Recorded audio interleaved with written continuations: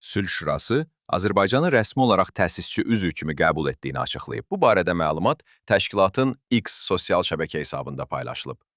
Paylaşımda Azərbaycana həsr olunmuş xüsusi qarşılama posteri yayımlanıb və ölkə Sülh Şurasının təsisçi üzvlərindən biri kimi təqdim edilib. Bənzər qarşılama paylaşımları digər iştirakçı dövlətlər üçün də dərc olunub ki, bu da Şuranın qlobal şəbəkəsinin formalaşmağa başladığını göstərir. Sülh Şurası ABŞ, prezidenti Donald Trumpın təşəbbüsü ilə yaradılıb.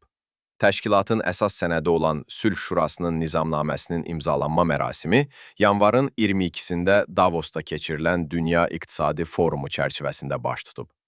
Mərasimdə Azərbaycan prezidenti İlham Əliyev də iştirak edib və digər dövlət və hökumət başçıları ilə birlikdə təsis sənədini imzalayıb. Bununla da Azərbaycan yeni yaradılan beynəlxalq platformaya qoşulan ilk ölkələrdən biri olub. Sülh Şurasının məqsədi dövlətlər arasında dialoqu təşviq etmək, diplomatik əməkdaşlığı gücləndirmək və uzunmüddətli sülh təşəbbüslərinə dəstək verməkdir.